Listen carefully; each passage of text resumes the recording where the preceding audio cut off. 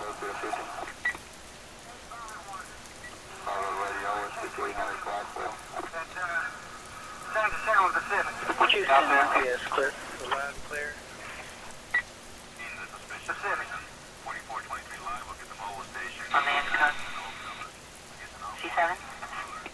Yes, ma'am, we'll be clear, and 233 will be clear on it, and for E. Edward, and so we both be a 50. I was at work that morning in October. In aviation, mornings are always busy. The sound of engines, the scent of jet fuel hanging in the cool desert air, the steady rhythm of checklists being ticked off. Outside, the Nevada sunrise poured gold across the tarmac, lighting up the mountains in the distance. Everything felt routine, predictable, safe. We were going over the day's flight schedule, talking about departures and arrivals at McCarran. A couple of co-workers were joking about weekend plans, others sipping coffee, half listening to the radio chatter from incoming flights. For a moment, I let myself believe the world was just another ordinary place.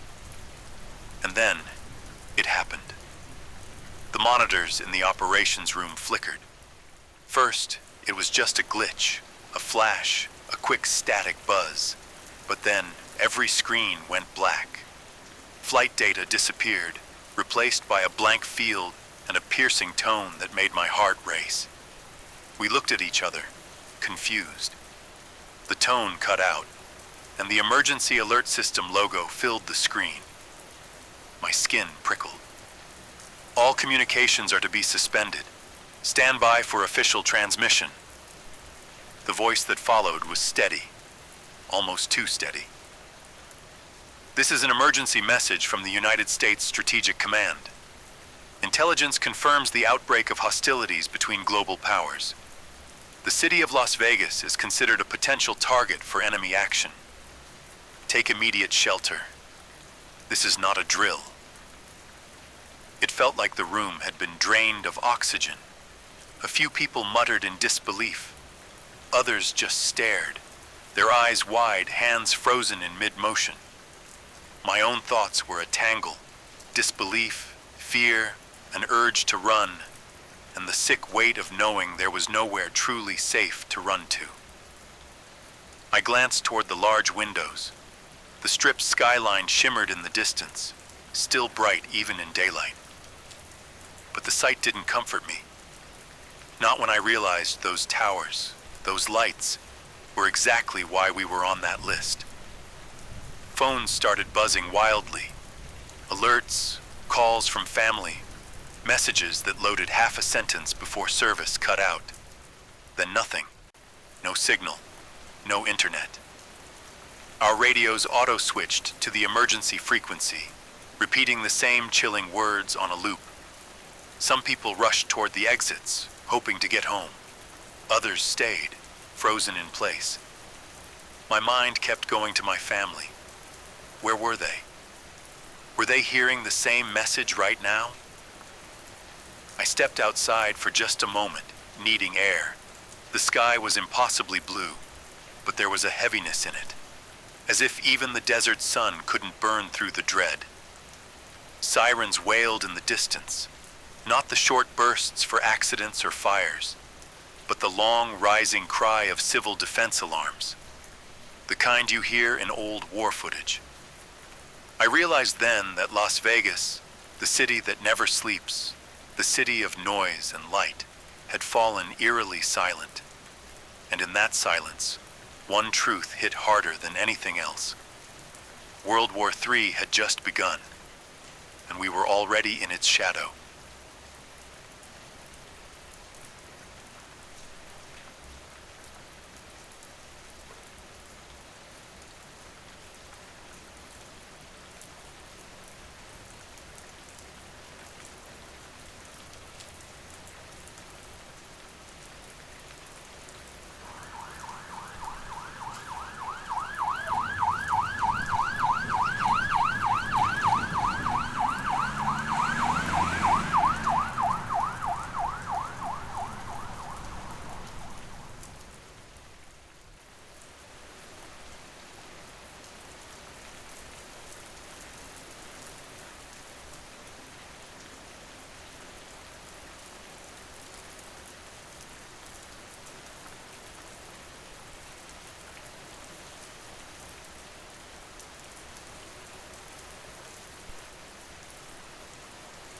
They didn't give us much of a choice. Security personnel moved through the terminal like a silent tide, guiding people towards stairwells and service elevators that most of us had never noticed before. Their expressions were sharp, focused, no room for argument, no time for hesitation. One of them, a tall man with a radio strapped to his vest, caught my arm as I lingered near the gate. "You need to come with us now. The shelter's below the airport." I wanted to protest. I wanted to tell him I couldn't leave yet, that I had to find my family, but before I could speak, he must have read it on my face. "They'll be taken care of," he said firmly, as if rehearsed.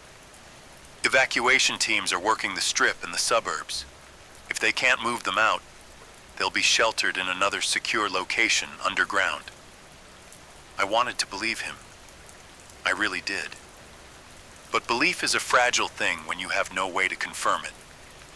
As they led us down into the guts of McCarran, the familiar hum of the terminal faded, replaced by the hollow echo of our footsteps on concrete. The air grew cooler, heavier. The smell of jet fuel gave way to dust and metal, the scent of spaces that weren't meant for the public eye. We passed through a set of blast doors that groaned as they closed behind us. The sound reverberated through my chest, a metallic finality that felt too much like being buried alive. Inside, the bunker stretched farther than I expected. Low ceilings, rows of cots, stacks of crates stamped with military markings. Fluorescent lights buzzed overhead, casting everything in a cold, sterile glow. I sat on one of the cots, my hands clasped so tightly they hurt. I tried to picture my family, my wife, my kids, maybe already underground somewhere, maybe still above ground, caught in the chaos. I thought about their faces, their voices. I thought about the possibility that I might never see them again. Around me, others were settling in with the same haunted look. Some stared at the floor. Others whispered prayers. The air was thick with the weight of unspoken fears. The man who had brought me down passed by again, checking on people. I caught his sleeve. "You'll let me know if you hear anything about my family?" His eyes met mine, steady but not unkind. "If there's news, you'll get it. For now, you're safe here. That's all we can promise." Safe. The word felt hollow. I wasn't sure what safe meant anymore. Somewhere above us, the world was unraveling. Down here, all I could do was wait, and hope that promise wasn't just another casualty of the war.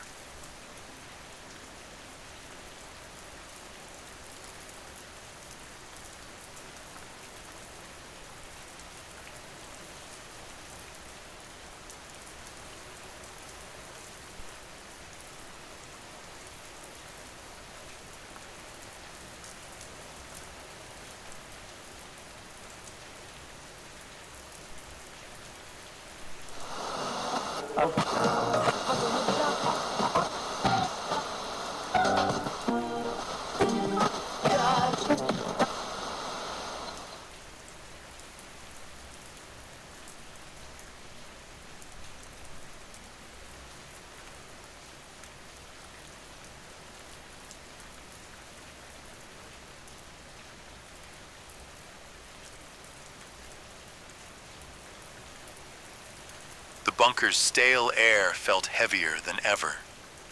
Every breath was thick with dread as the emergency radio crackled to life. The static hissed for a moment before a voice, tense, urgent, cut through the silence. "This is the Southern Command Operations Center. Confirmed inbound ballistic missile trajectories detected targeting Las Vegas.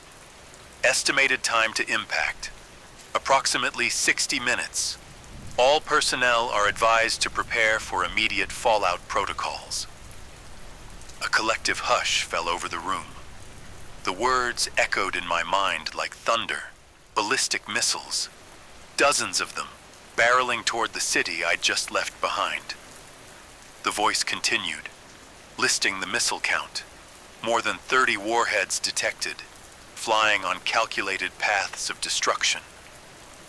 The screens lining the bunker's walls flickered to life, showing blinking dots converging ominously on our location. Around me, people gripped each other's hands, faces pale and eyes wide. I could feel the cold sweat beating at my temples, my heart hammering painfully against my ribs. Time slowed, stretched thin with every tick of the clock. Outside, I imagined the once vibrant strip, now shadowed by an invisible storm of fire and metal. There was no time left for hope, only preparation. Shelter protocols were ordered, double sealing doors, rationing water, turning off non-essential systems to preserve power. The commanding officer's voice grew steady, professional, but beneath the calm was an unmistakable edge of desperation. This is not a test. This is the reality we face. Stay calm. Follow instructions. Survive. I sank to the floor, trying to steady my breathing, trying to steel myself for what was coming. Every second brought us closer to the unknown, to a moment that could erase everything. And in the silence between the radio broadcasts, I thought once more of my family.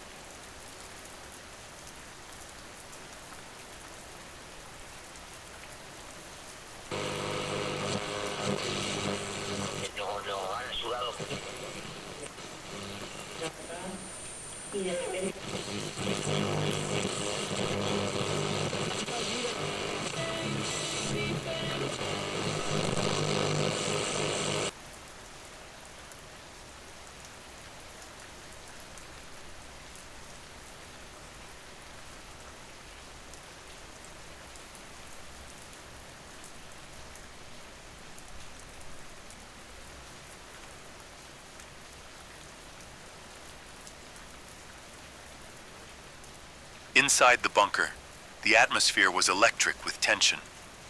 The dull hum of machinery mingled with hurried footsteps and urgent whispers. Every face was drawn tight with anxiety, eyes flicking nervously toward the radio, hanging on every word from the command center above. Orders came swift and clear.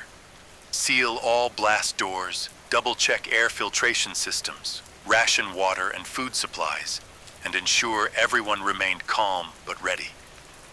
Staff moved quickly, moving crates of emergency gear, distributing masks, and securing communication lines.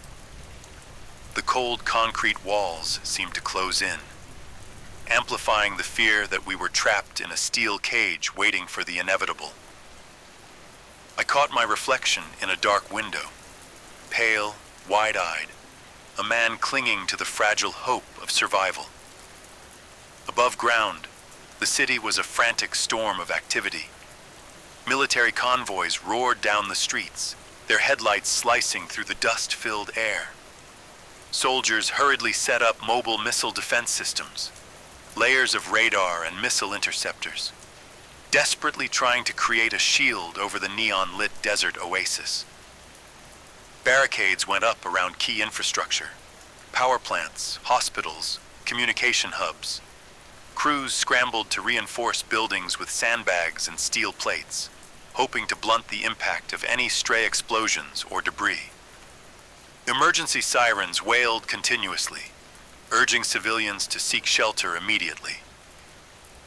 In neighborhoods, families gathered in basements and underground garages, clutching what few belongings they could carry. Back in the bunker, a crackling radio broadcast offered grim updates. Some missiles had been intercepted, but many were still closing in at terrifying speed. The strain was palpable. Whispers of prayers mixed with the sharp commands of officers keeping order. Time seemed to stretch and compress all at once, each moment heavy with the knowledge that this was the last calm before the storm. I looked around at the faces around me, strangers turned companions by circumstance, each of us holding on to whatever courage we could find. Outside, the city I loved was bracing itself for destruction, and below, we waited.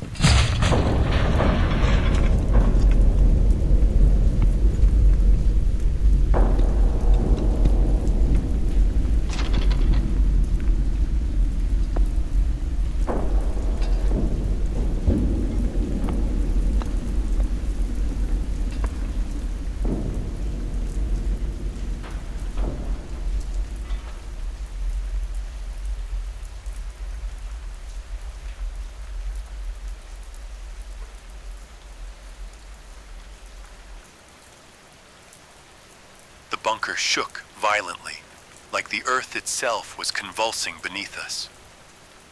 A deep, thunderous roar filled the air, a sound so overwhelming it seemed to penetrate every bone and muscle. Dust and small debris rained down from the ceiling as the massive blast doors vibrated under the force of shock waves pounding the ground above. The rumble was endless, a relentless pounding that echoed in my chest, threatening to tear apart whatever fragile calm I had left. I instinctively grabbed the edge of a cold metal table, knuckles white, trying to ground myself amid the chaos. My heart was pounding so hard I thought it might burst. Around me, faces were tense, some silent, gripping whatever they could hold. Others whispered prayers or murmured frantic pleas. The air was thick with fear and disbelief. Outside, the world was exploding in a fury of fire and destruction. The emergency radio crackled wildly, bursts of static tearing through the words of commanders issuing urgent orders. All personnel, brace for impact. Repeat, brace for impact. The voices were calm but strained, barely holding it together as the devastation unfolded. Each explosion was like a hammer blow, shaking the bunker's steel walls as if trying to break through. The lights flickered but stubbornly stayed lit, casting long, flickering shadows on the anxious faces around me. Some people closed their eyes, biting their lips to hold back panic.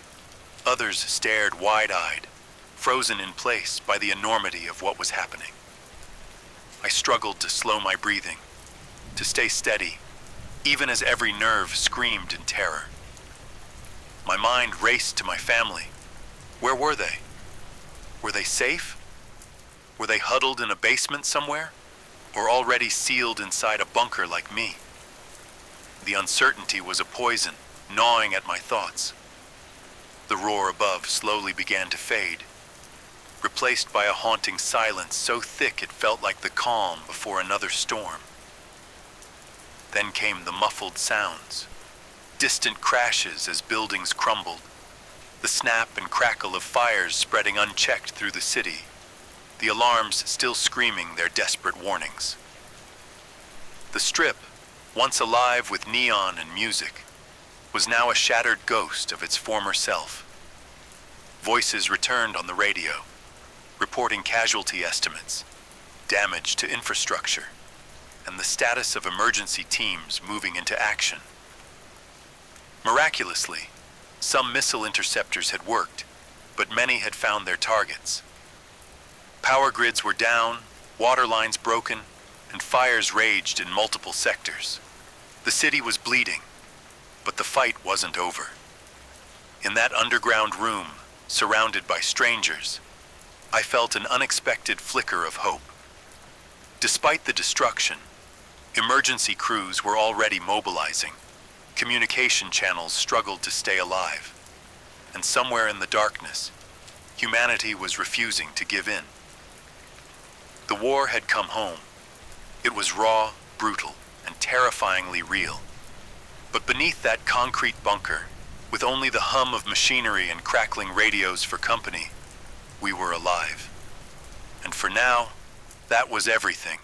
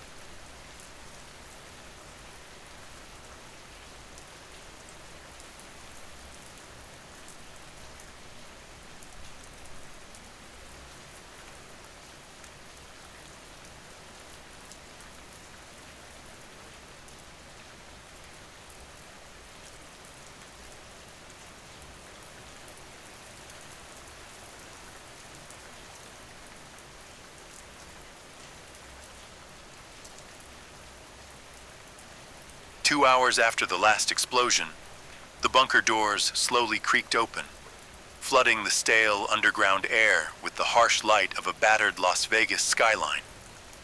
Soldiers in tactical gear moved swiftly and efficiently through the narrow corridors, their voices calm but commanding as they directed us toward the exits. "Stay close. Follow instructions. Keep moving," one of them ordered, his eyes scanning the group to make sure no one lagged behind.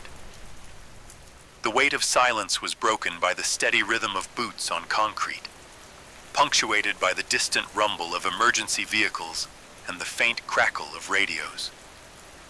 Outside, the city was a chaotic maze of rubble and smoke, but the soldiers moved with purpose, guiding us through streets scorched by fire and lined with debris. We were being escorted to designated safe zones, secured areas equipped with medical tents, food supplies, and communication centers. These zones were established as temporary havens, places where families could reunite and survivors could gather strength before the uncertain road ahead. I clutched my coat tightly, my eyes searching every face in the crowd for a glimpse of my family. Fear and hope battled inside me with every step, but the presence of the military, organized, disciplined, was a fragile comfort in the chaos. At one checkpoint, a soldier handed out water bottles and asked for names and last known locations of loved ones. I gave them what little information I had, my voice shaking but determined. "Evacuation teams are still working the outer districts," he assured me. "If they're not here yet, they'll be brought in as soon as it's safe." The convoy moved on, a long line of survivors escorted under watchful eyes. Around us, the city groaned. Distant explosions, collapsing structures, and the ever-present haze of smoke reminding us of the destruction left behind. Despite the devastation, the safe zones buzzed with cautious optimism. Strangers shared blankets and stories. Medical personnel treated wounds both visible and unseen. Radios relayed messages from other shelters and command centers, stitching together a fragile web of communication. As we settled into the safe zone, I clung to the hope that soon I'd hear the voices I longed for. My family, alive and waiting. Until then, all I could do was wait, watch, and prepare for whatever came next.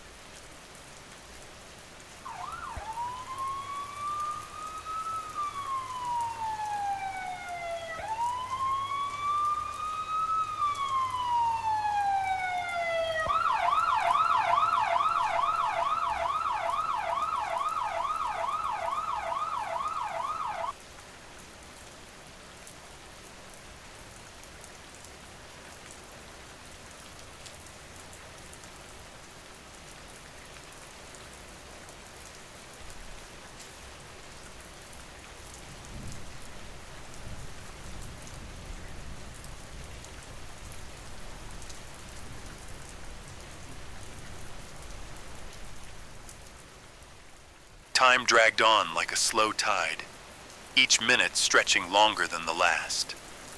The safe zone buzzed with restless energy, whispered conversations, shifting footsteps, the low murmur of radios catching stray transmissions. But my mind was a storm of anxiety. I paced near the entrance of the tent, heart pounding with a mix of hope and dread.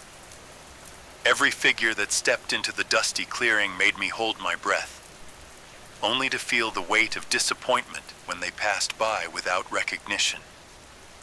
My hands trembled as I clutched the worn photo of my wife and our 2 children, their faces frozen in happier times. The smoke-stained air carried a faint scent of burnt wood and dust, mixing with the sweat of survivors and the sterile tang of medical supplies. I wasn't sure how long I had been waiting. Time lost all meaning here, when suddenly, movement caught my eye. At the edge of the camp, a group approached, flanked by a pair of uniformed soldiers. My heart leapt. Through the haze of dust and smoke, I saw her, my wife, her hair tousled and face smudged with grime, but unmistakably her. Behind her, our 2 children followed closely, eyes wide but alive. They looked tired, a little shaken, coated with the city's dust, but safe. I couldn't stop myself. I dropped the photo and ran. Their eyes met mine, and for a moment, the chaos around us vanished. The world was reduced to that single heartbeat, the reunion I had prayed for. Tears welled up as I embraced them, feeling the weight of relief and overwhelming love. The children clung to me, and I could hear the soft sobs of my wife as we held each other tightly. Around us, the camp seemed to fade away. The fires, the distant sounds of destruction, the uncertainty of what lay ahead. In that instant, nothing else mattered but the fact that we were together. For the first time since the bombs fell, I allowed myself to believe that maybe, just maybe, there was still hope.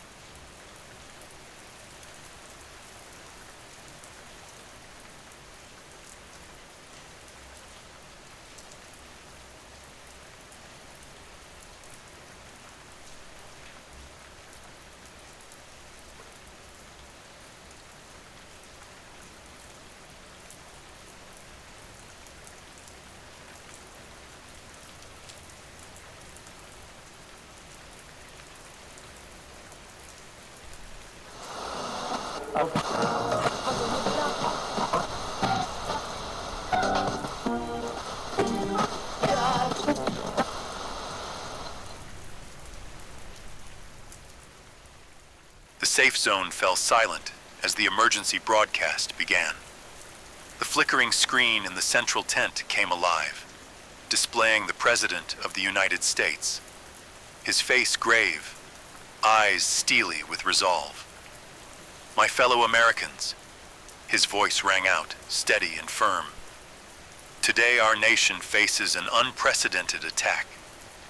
These cowardly strikes on Las Vegas and other cities are acts of aggression against not only our soil, but our very way of life. He paused, the weight of his words sinking deep into every listener's heart. To those who have launched these missiles, know this: you have awakened a sleeping giant. The United States will not be broken. We will respond with the full force of our might, and every person who dares to threaten our freedom will face the consequences. The crowd listened intently, the President's tone both a warning and a promise. We mourn the lives lost and the destruction wrought, but our spirit is unyielding. This war tests us, but it also unites us. We stand together, civilians, military, and government, as one unbreakable force. He looked directly into the camera, eyes burning with conviction. Let this be clear to all enemies of freedom. Whoever thought they could bring destruction to our shores and escape unscathed will soon learn the true meaning of American resilience and justice. The broadcast ended with the national anthem playing softly in the background, a somber yet defiant note echoing through the camp. Around me, I felt a surge of pride mingled with a fierce determination. The president's words weren't just rhetoric. They were a call to action. A call to protect our homes, our families, and our country. That night, the message echoed in my mind. It became the spark that lit a fire inside me. The reason I would fight. The reason I would stand. Because no matter what lay ahead, we would not fall.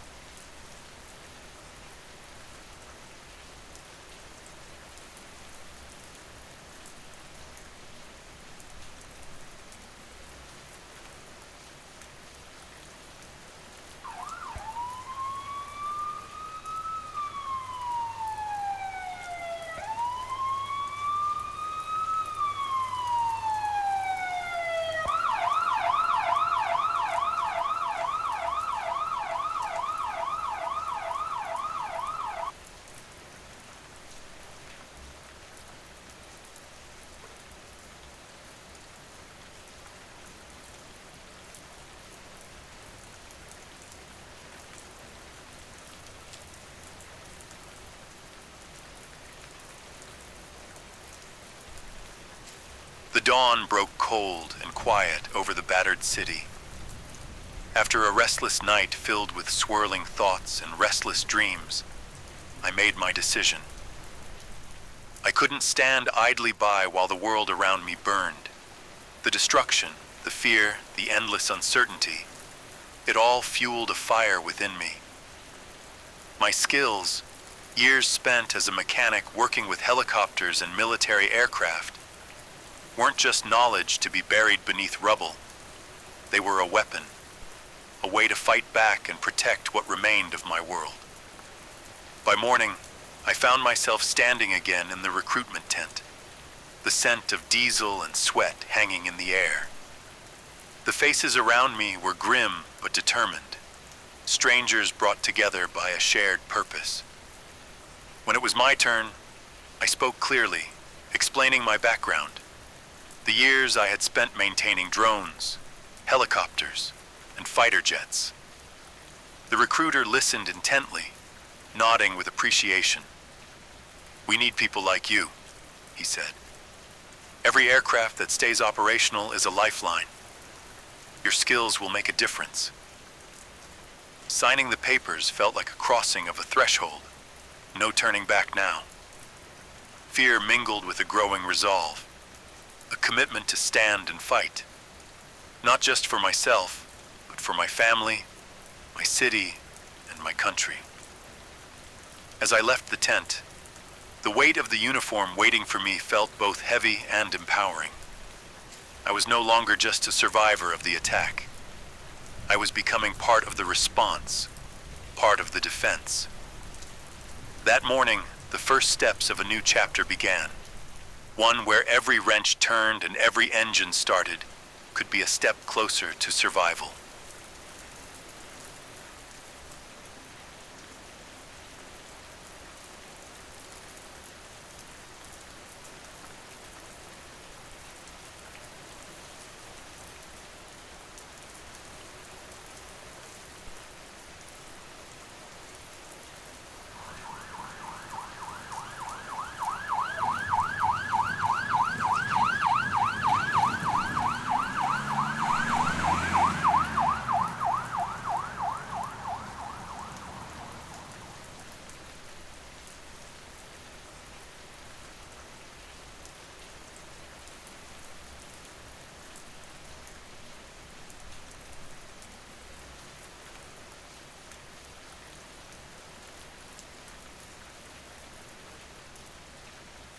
The first days of training were grueling, a test not only of body, but of spirit. The constant drills, the technical briefings, and the endless hours spent mastering the machines that kept us alive all demanded everything I had. Yet, beneath the exhaustion, I felt something stronger growing inside me. These attacks, brutal, devastating, had done something unexpected. They had forged a new bond among us, a unity stronger than any before. Strangers became brothers and sisters in arms, each of us driven by the same fierce determination to protect our homeland. In the mess hall, amid the clatter of trays and low conversations, I heard stories of loss and courage, of neighbors helping neighbors, and communities rising from the ashes. It was clear, this was no longer just about survival. It was about reclaiming our future. Our instructors reminded us daily that the strength of this nation came not from its weapons or technology alone, but from its people. The resilience, the grit, and the unwavering spirit of Americans had always been our greatest defense. As I tightened the screws on a drone's rotor blade, I felt pride in my work. Pride that, in some small way, I was contributing to that collective strength. The weight of responsibility was heavy, but so was the hope that came with it. Outside the training grounds, the country was healing. News reports showed communities rebuilding, rescue teams working tirelessly, and a nation rallying behind its defenders. The war had tested us, but it had also shown us who we truly were. And as I looked around at my fellow trainees, faces weary but unbroken, I knew this was just the beginning. Together, united as one, we would face whatever came next, because this was our home, our country, our fight.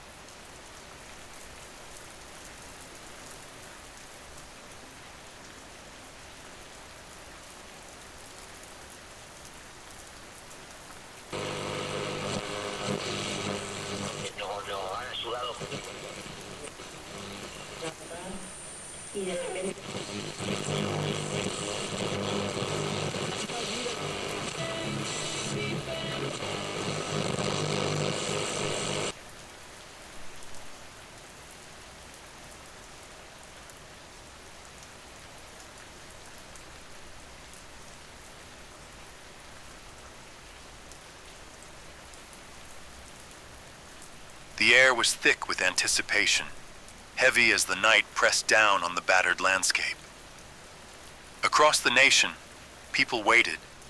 Soldiers, civilians, survivors, all bound by the same fierce determination. Tonight would change everything.